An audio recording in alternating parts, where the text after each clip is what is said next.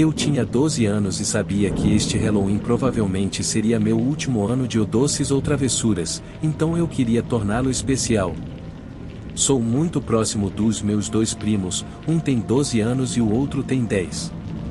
Eles moram em um bairro enorme e nunca conseguimos visitar todas as casas do bairro, apesar de nossa motivação a cada ano para pegar o máximo de doces possível. Decidimos que este ano seria diferente e planejamos visitar todas as casas do bairro. Minha mãe me deixou lá por volta das 4 horas e eu fui até a casa dos meus primos vestido de fantasma para nos prepararmos para a noite. Meu primo mais novo, que tem 10 anos, escolheu vestir uma fantasia de princesa, enquanto meu primo da minha idade optou por seu uniforme de beisebol. Começamos exatamente às 17 horas para a noite de doces ou travessuras, o que quebraria recordes. Nos primeiros 30 minutos, a maioria das casas nem estava pronta para receber doces ou travessuras, então não estávamos recebendo muitos doces. Para compensar, decidimos que começaríamos a correr entre as casas na esperança de visitar o dobro delas do que inicialmente planejamos. Surpreendentemente, visitamos quase todas as casas do bairro antes das 20 horas e tínhamos apenas algumas para ir. Com um tempo excelente, decidimos que iríamos até as casas ao longo de uma estrada principal. Muitas delas estavam escuras, mas tocamos as campainhas de qualquer maneira. Deve ter sido uma missão muito importante para nós, porque percebemos que já eram 20 horas e 45 quando verifiquei meu iPod e já tínhamos percorrido vários quilômetros ao longo dessa estrada principal. Não vimos nenhum doces ou travessuras por perto, então decidimos que era hora de voltar para casa, uma vez que prometemos à minha tia que ficaríamos no bairro e estaríamos de volta às 21h15. Estávamos exaustos de correr a noite toda, além de ter acumulado uma quantidade recorde de doces. Caminhamos lentamente de volta para casa, que ainda estava a pelo menos alguns quilômetros de distância. Estava bem escuro e as calçadas eram difíceis de enxergar. Em algum momento da jornada, meu primo mais novo tropeçou e machucou o braço. Nenhum de nós tinha celular, mas eu tinha meu iPod, que me permitiria enviar mensagens se tivéssemos Wi-Fi. O único problema era que não tínhamos Wi-Fi, já que estávamos longe de casa. Pensamos em tentar conectar ao Wi-Fi de alguém, caso não tivesse senha, para poder pedir à minha tia que viesse nos buscar. Decidimos que não seria uma boa ideia, já que ela ficaria brava conosco por sairmos do bairro. Então, continuamos a caminhar.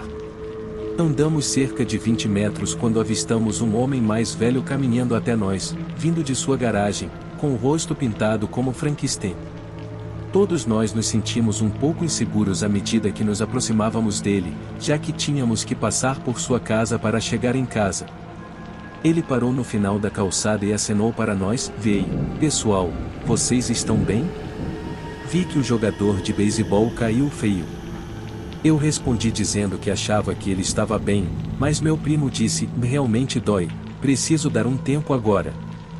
Apesar de termos decidido não parar, especialmente na casa de um estranho, eu presumi que deveríamos apenas ser apanhados, já que aparentemente ele não conseguiria chegar em casa sozinho. Olhando para trás agora, foi a coisa mais tola a dizer, mas eu disse: "Há alguma chance de eu poder conectar meu iPod ao seu Wi-Fi?"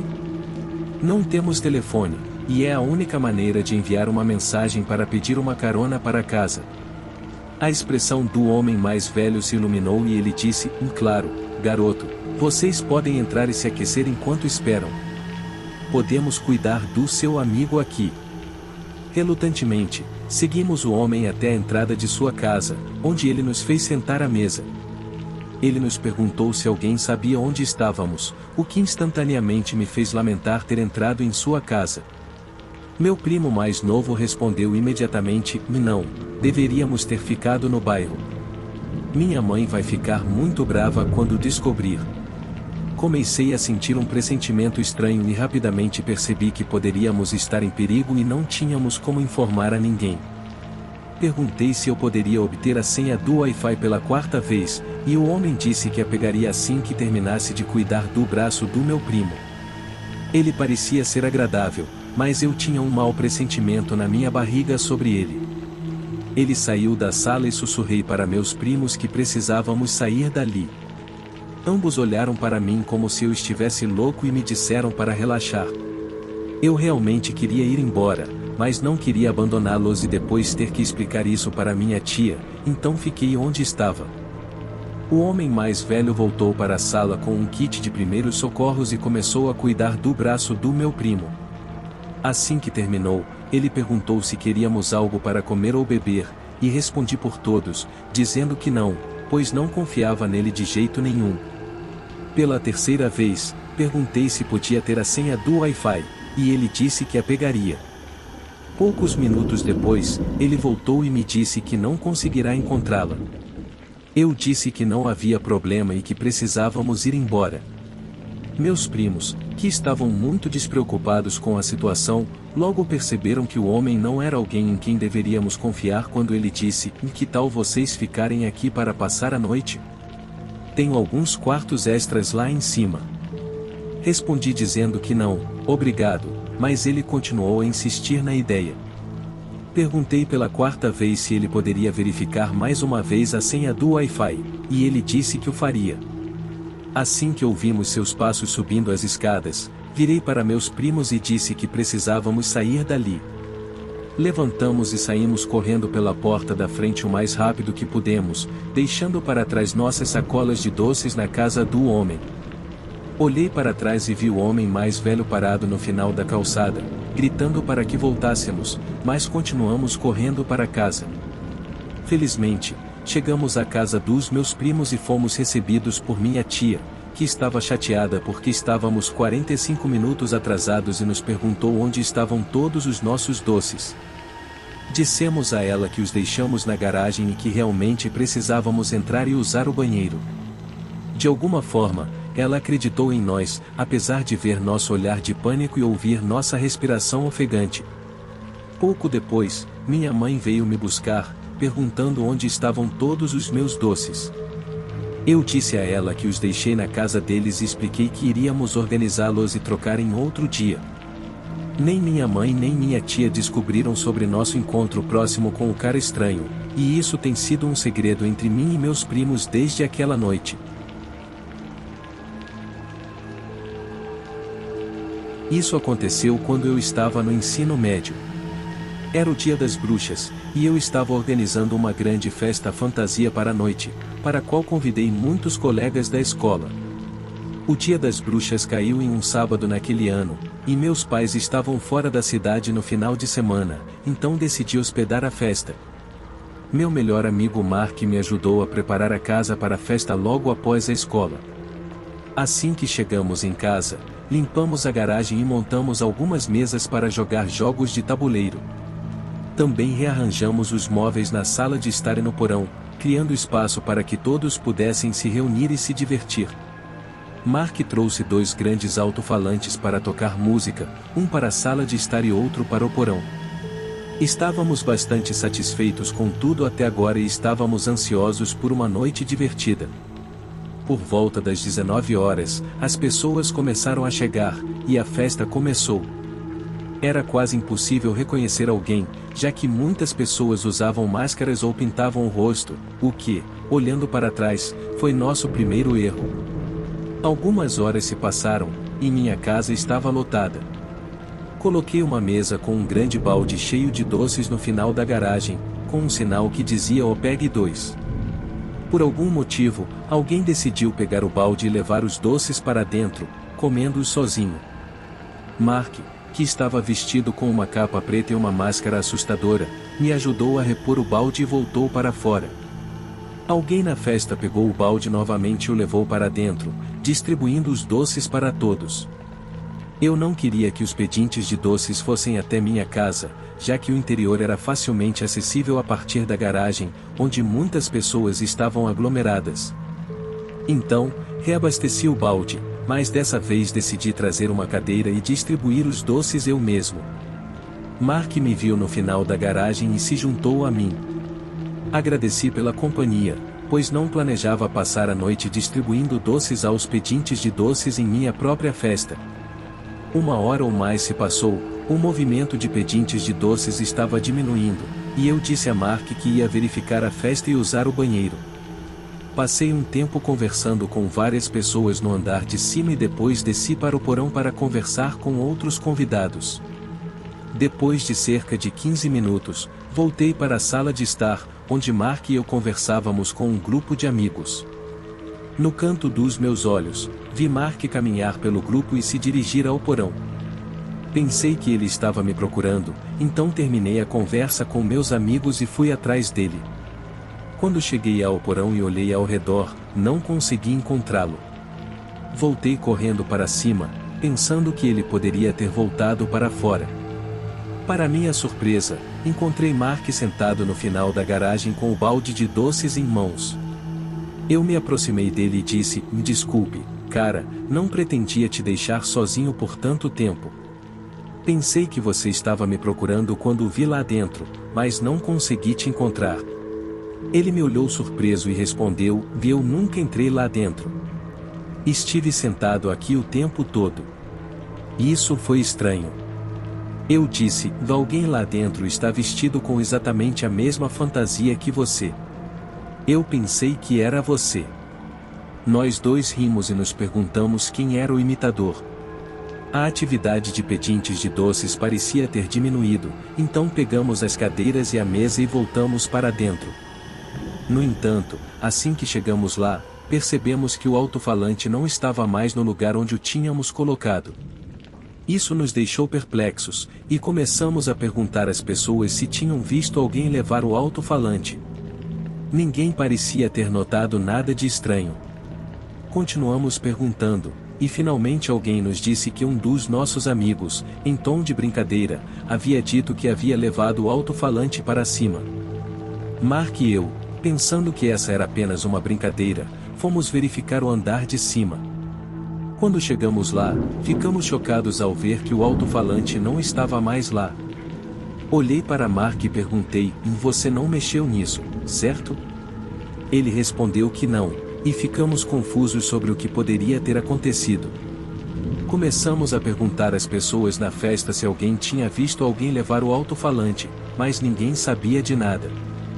Finalmente, depois de muita investigação, 3 de nossos amigos que estavam perto do alto-falante no canto disseram, em tom de brincadeira, que Mark o tinha levado para cima. Eles achavam que Mark estava apenas brincando e não perceberam que alguém havia levado o alto-falante de verdade. Mark e eu percebemos que alguém na festa estava se fazendo passar por Mark e havia roubado o alto-falante. Era tarde, então desligamos o alto-falante do andar de cima e dissemos às pessoas para irem embora. Depois que todos saíram, começamos a procurar por outros itens desaparecidos. Quando subi para o meu quarto, fiquei chocado ao ver que as paredes estavam cobertas de tinta spray vermelha.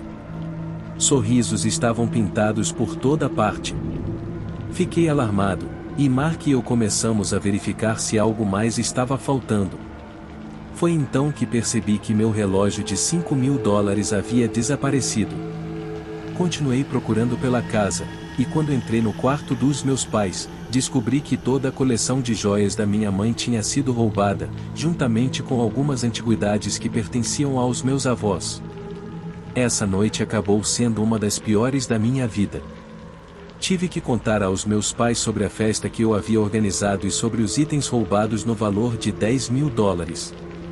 Como era de se esperar, eles ficaram furiosos e perderam toda a confiança em mim. Era inútil envolver a polícia, pois havia literalmente 100 pessoas diferentes na festa, e o impostor de Mark usava luvas pretas para imitar sua fantasia. Mark e eu tentamos descobrir quem era, mas nunca conseguimos. Sabíamos que tinha que ser alguém da escola que sabia que Mark não pareceria suspeito levando o alto-falante, já que ele era o dono. Acredito que nunca descobriremos quem fez isso, mas sei que a pessoa planejou tudo com muito cuidado e conseguiu escapar impune.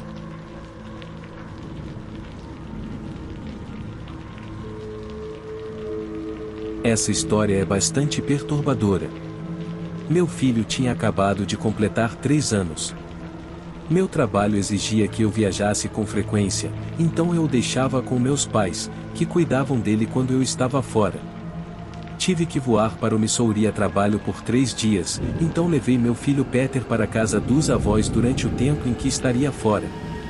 No dia em que voltei para casa, fui direto do aeroporto buscar Peter. Cheguei por volta das 4 da tarde e conversei com meus pais por um tempo. Depois de um tempo, eles me perguntaram se eu levaria Peter para pedir doces naquela noite de Halloween. A pergunta me pegou de surpresa, pois tinha esquecido completamente que era noite de Halloween. Olhei para Peter, que estava animado com a ideia, e ele disse: por favor, mamãe. Estava exausta, mas não consegui resistir ao pedido dele, especialmente porque as crianças só têm alguns anos para pedir doces antes de ficarem muito velhas. Olhei para meus pais, que estavam sorrindo para mim, e concordei em levá-lo. Peter pulou de alegria, já que seria sua primeira vez indo pedir doces. Ele correu para o quarto e voltou vestido com uma fantasia do Relâmpago McQueen, que meus pais devem ter comprado para ele. Eles sugeriram que eu o levasse para a vizinhança deles, já que havia muitas crianças na área. Parecia a opção mais sensata, e decidi que o levaria por algumas horas e voltaria para casa por volta das 6 horas. Saímos para pedir doces e estava uma noite fria, por volta de 40 graus, então nos apressamos para pegar o máximo de doces possível antes de voltarmos para nos aquecer. Quando a sacola de Peter estava cheia, tínhamos visitado cerca de 20 casas, e estávamos a 2 ruas de distância da casa dos meus pais. A noite estava indo bem até que tomou um rumo inesperado. Estávamos no final de uma rua sem saída quando notei um homem de meia idade, barbudo, vestido de bruxa, parado a cerca de 20 pés atrás de nós na calçada.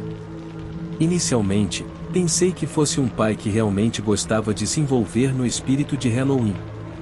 Continuamos a visitar as casas e seguimos em frente quando chegamos ao final da rua sem saída. Olhei para trás e percebi que ele havia desaparecido.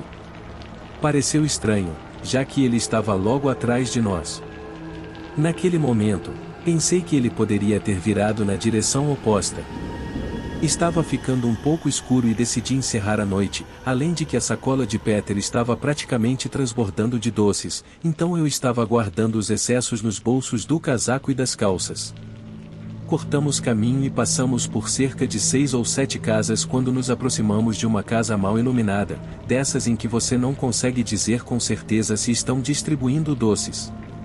Segui Peter até o caminho da frente da casa e, quando nos viramos para entrar na entrada, o mesmo homem que eu havia notado nos seguindo antes saiu de trás de algum lugar e gritou, tentando nos assustar.